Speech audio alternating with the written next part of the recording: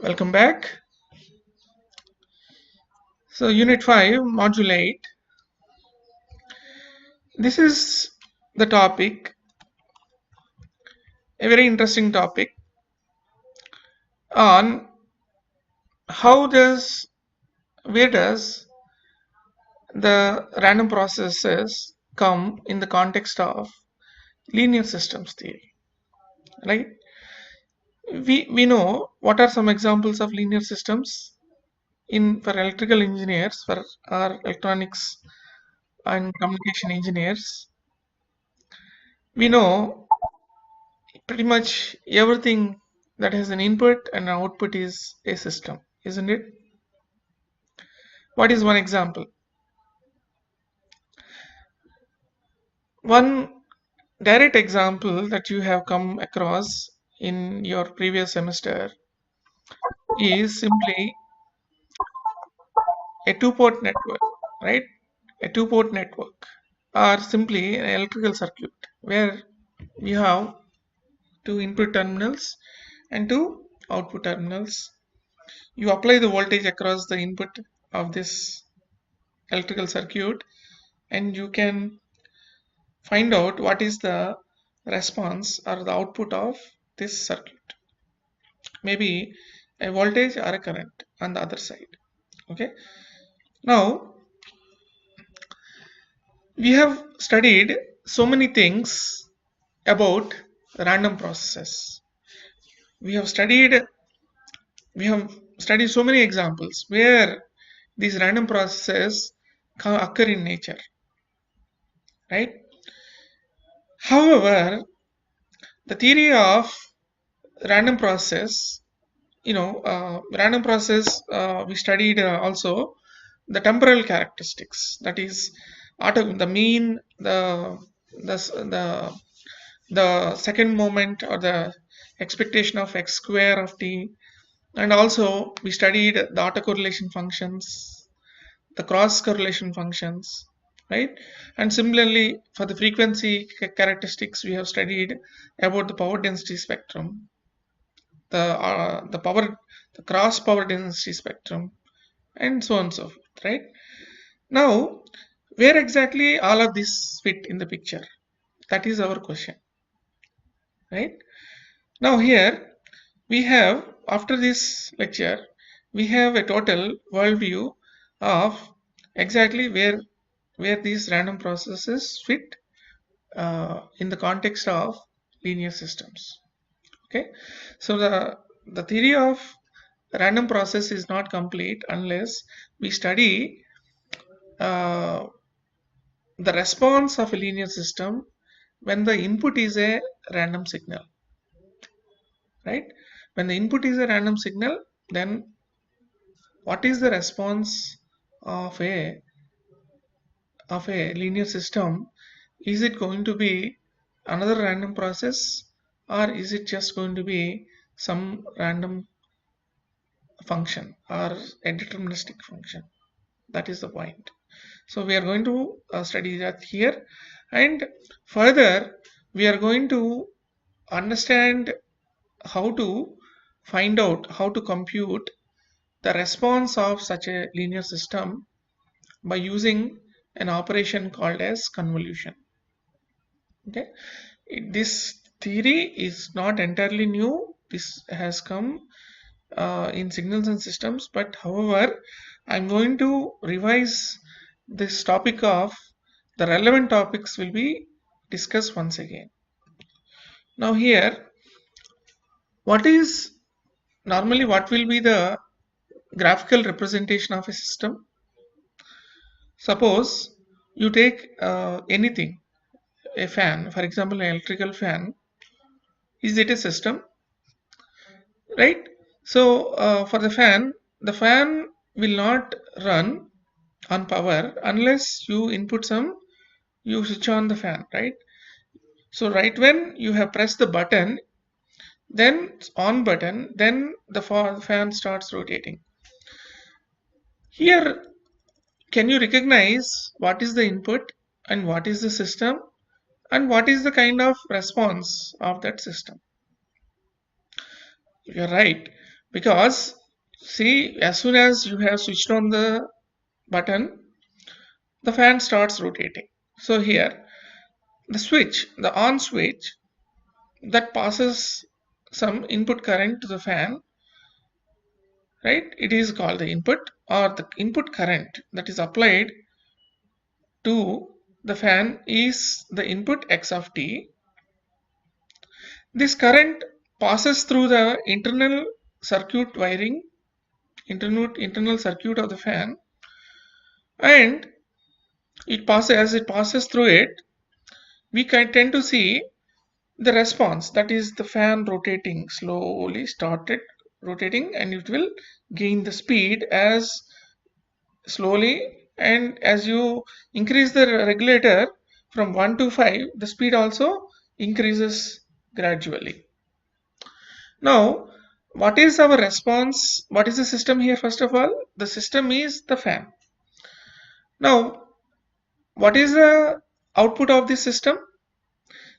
The output of the system is the mechanical movement or the rotation of this fan, right?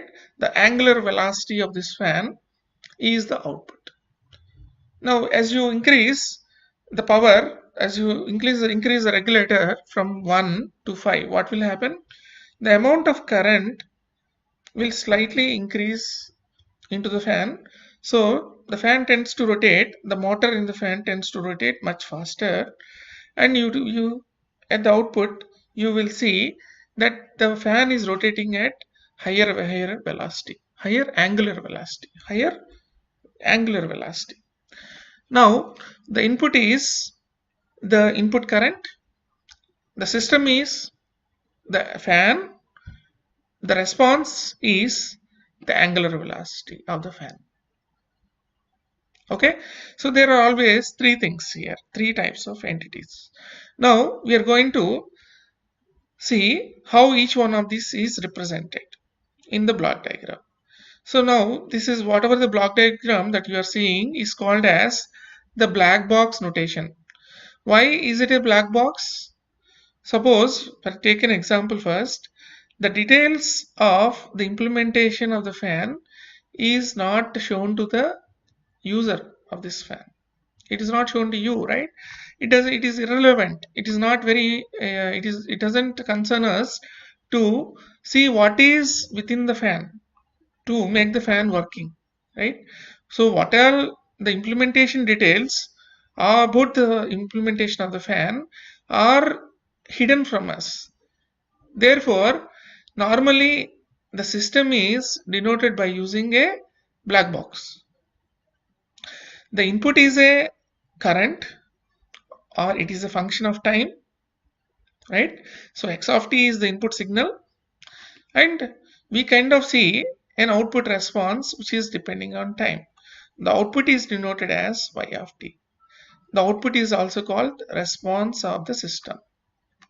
Now, coming to the definition, how the system is what it is doing? Tell me. Whatever it is, some kind of an operation, right? It is some entity that is operating on the input signal to give out y of t, to give out some response y of t. So in fact, it is some kind of a transformation or a mapping from x of t to y of t. And one more thing is, when x of t is not there, there is no y of t.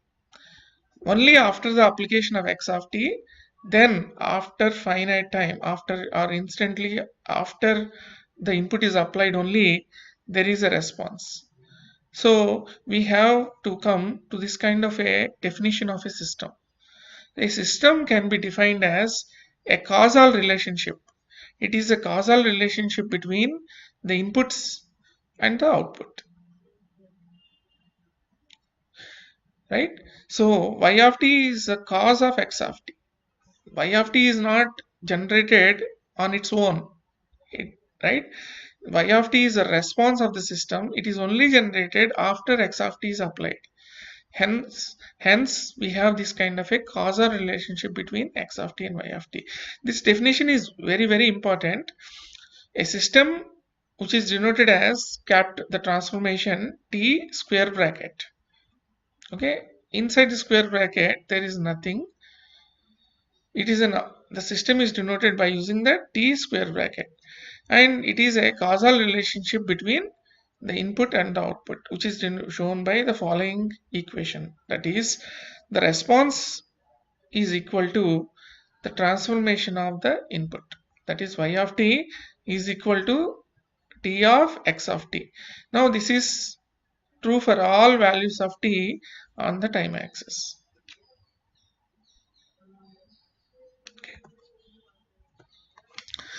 Now we have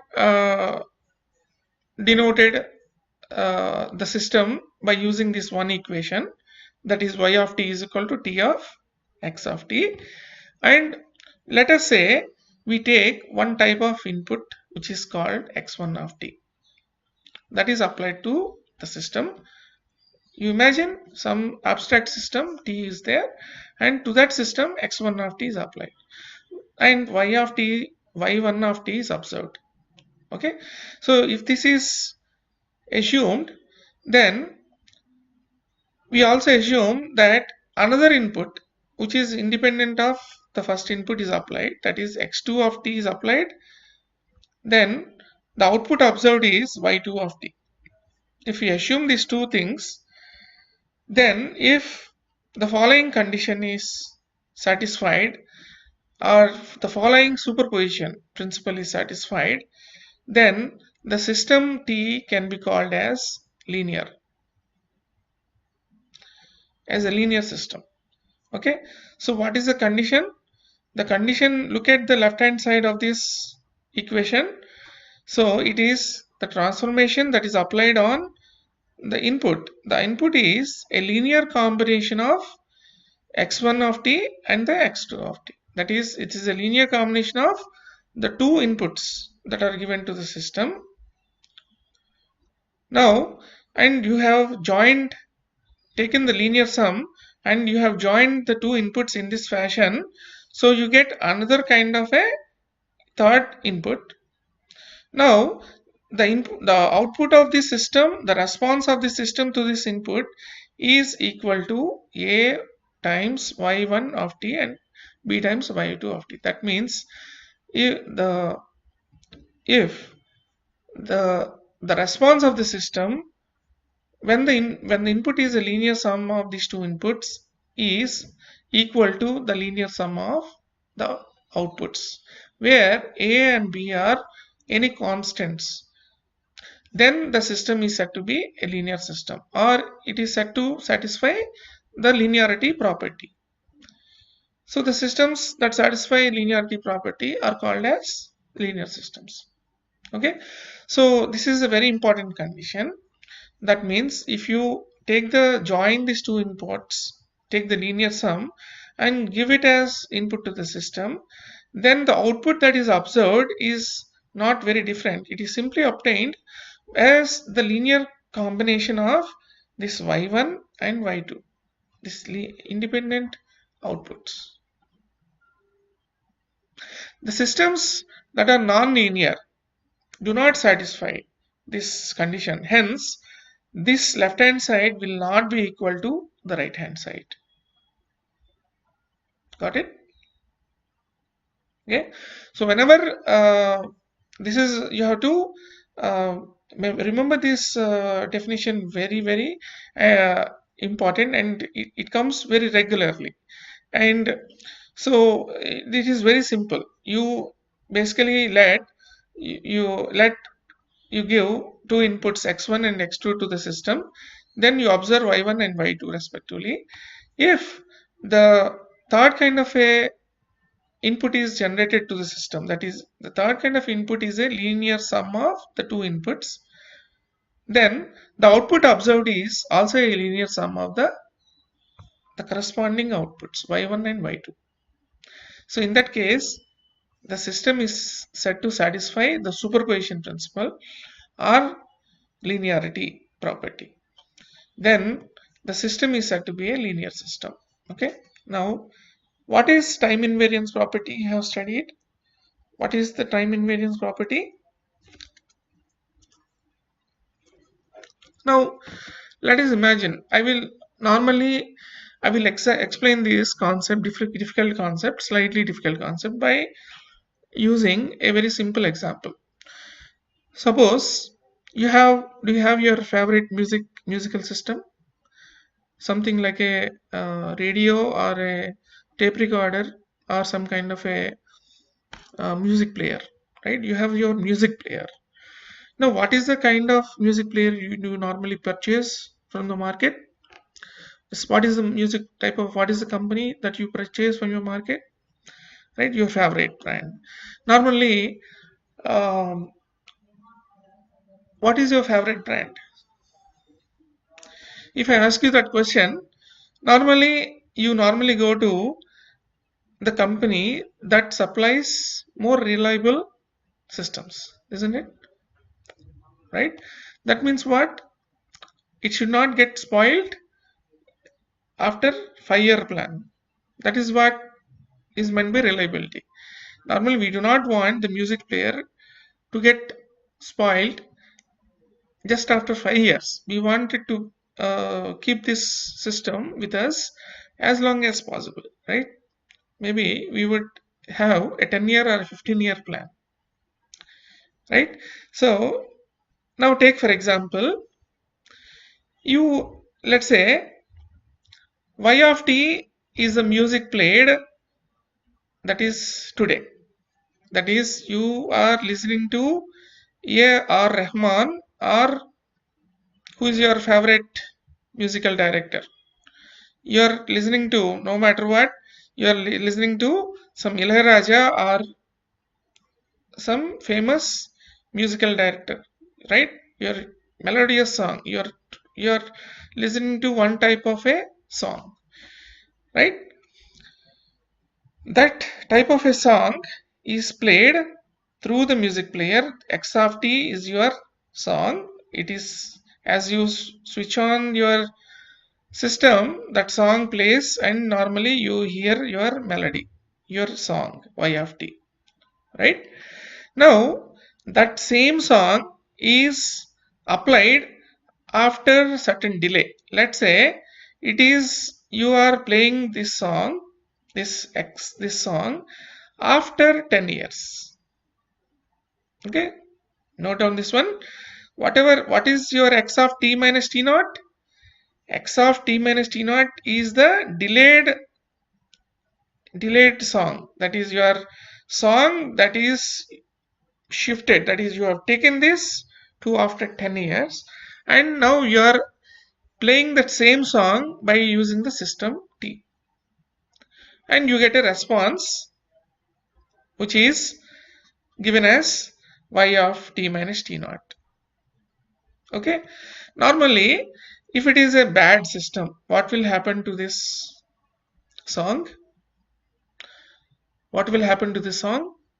It gets noisy sometimes, or it gets corrupted, and normally you don't hear the same song that you have heard 10 years back, simply because the system is bad, is not reliable. The output is spoiled now. Okay, so this is what is called time invariance.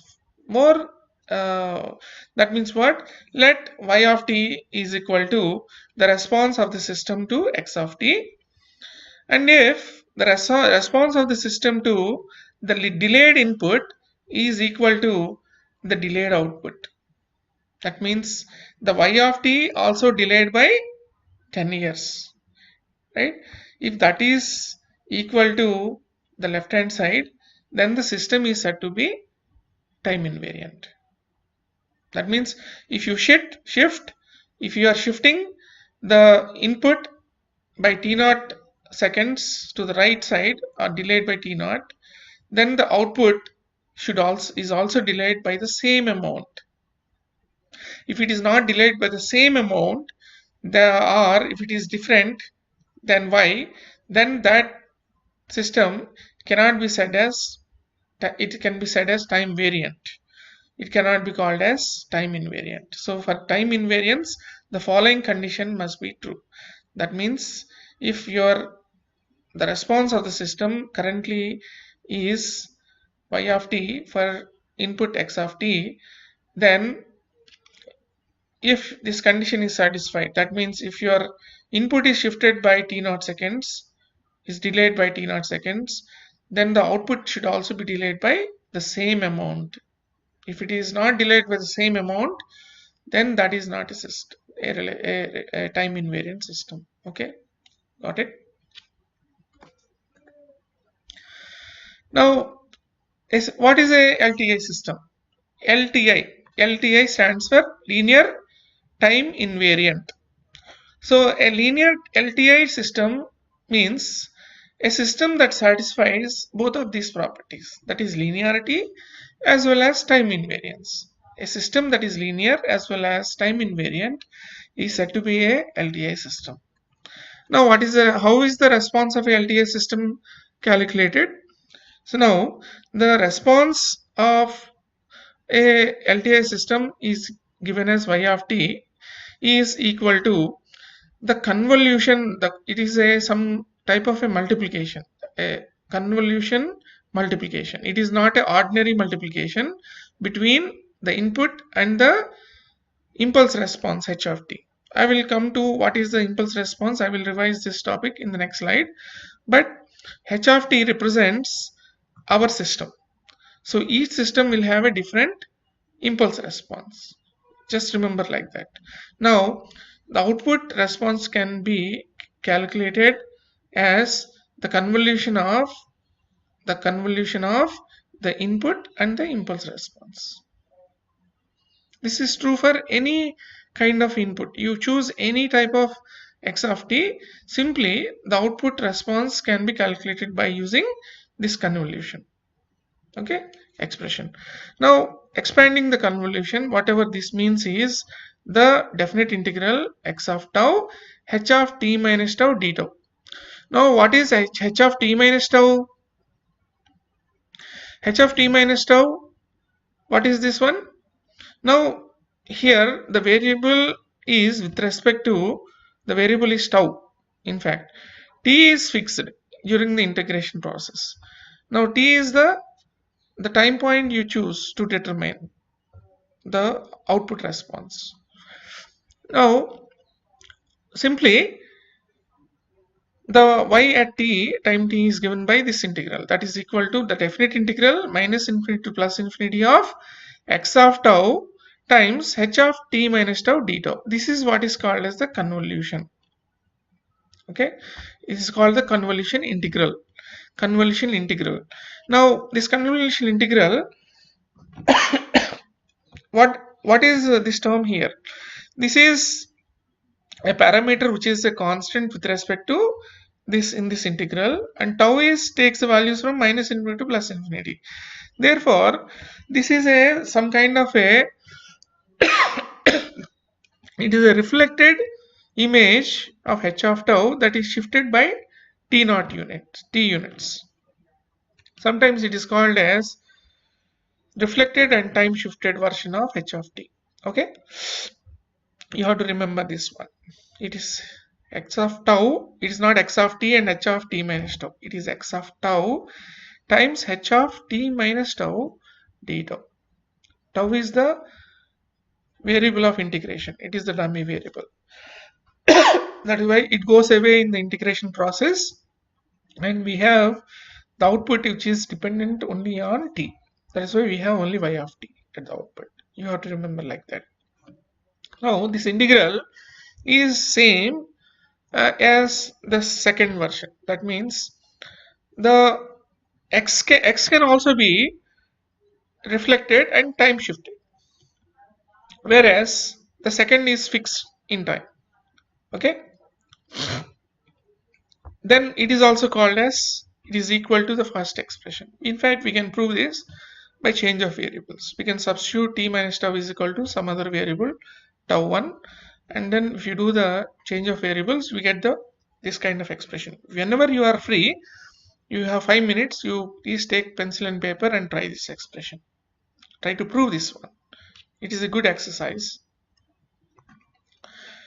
Now, what is meant by impulse response? Now, you have this system which is a black box, and there is normally an input given to the system, and the output is taken on the other side of the system.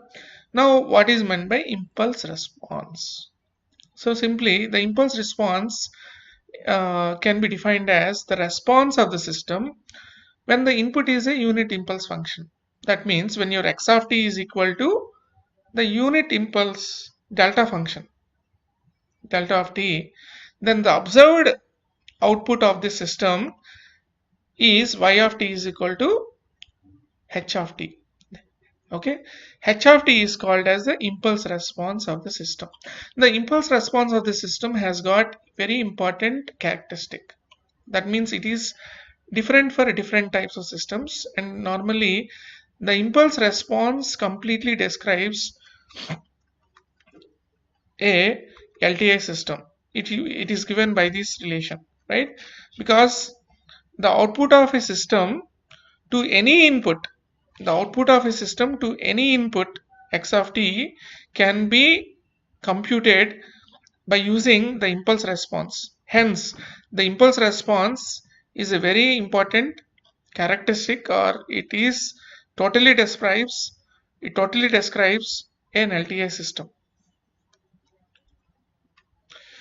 Okay, so normally it is denoted by using h of the function h of t. It is a function of time. Okay, now take an example of a system and an impulse response of that system. Let's say, okay, let us first read out what is the question. Find the response of the LTI system with h of t is equal to a function, rectangular function, and the input that is given to this system x of t is equal to h of t. That means x of t is same as is the h of t is also given as the input to the system. Now, how would you find out the response of this LTI system? Now, the response of a LTI system is given by this one convolution integral, which is given here. It is simply given by this integral, definite integral. And here what we are doing here is we are fixing the impulse function just like it. We are not doing anything to it. We are fixing it in time, and we are actually taking the image or the reflection of the input signal and shifting over time. As it is shifted over time, we take the integral. So each time it is shifted by t seconds, then we take the value of this integral. Okay, so now I'm going to show that. So this is somewhat similar to autocorrelation illustration that we have seen earlier, but here one additional step that we have to do is we have to flip the input signal. That means we have to take the reflection of that input signal and then shift it, and so that it overlaps on the second function. So we are shifting, we have flipped it one time, right? We have taken the image of it. Now what we do, simply to calculate the integral, we will simply move this function over the first one.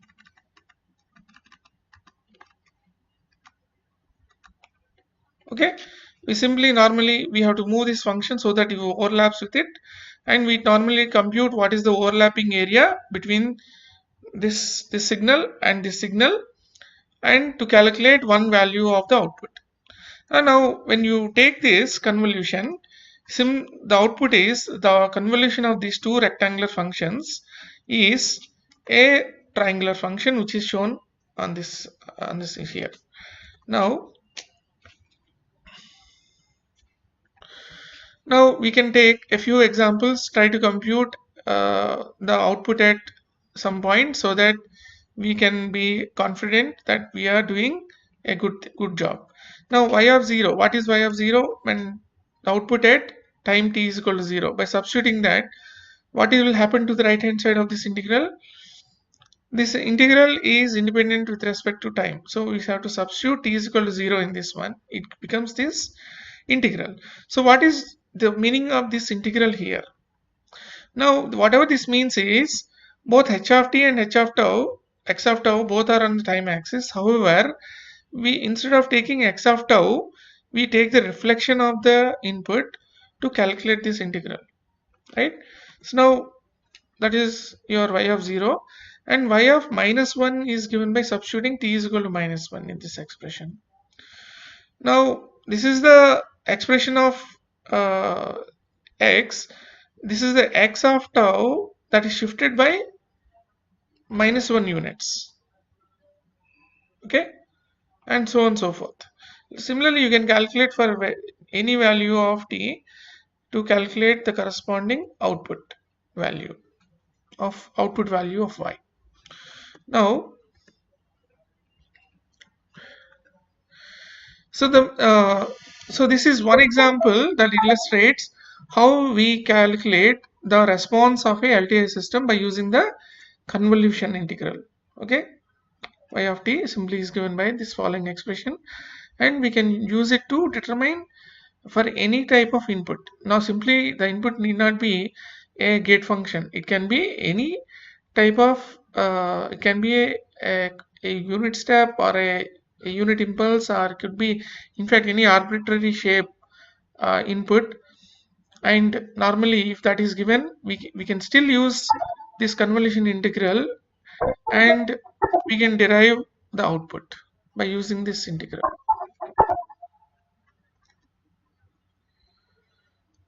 Now I have simply simulated what happens when to this linear system, what happens when the input is a random signal.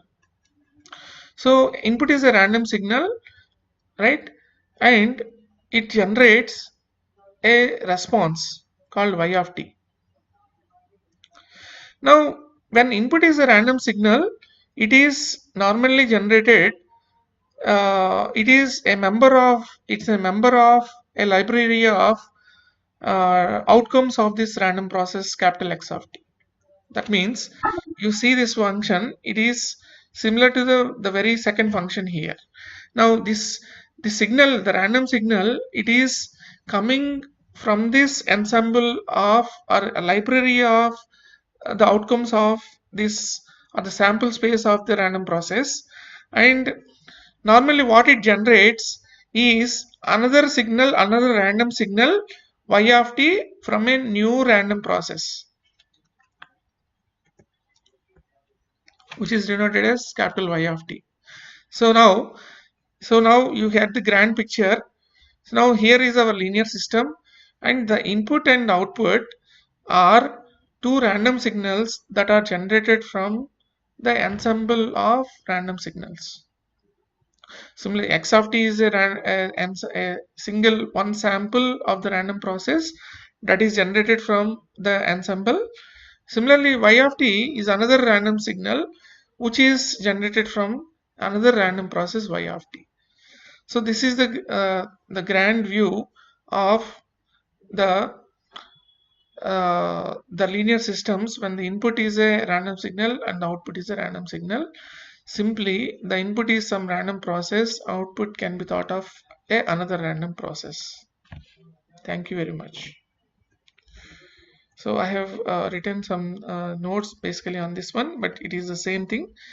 So when your x of t is a random signal of the outcome zeta I from the random process capital X, it is a time function. Now y of t is another random, it generates this random signal which is the input to the linear system, generates a response from a new process, capital Y of t. So that one, thank you very much.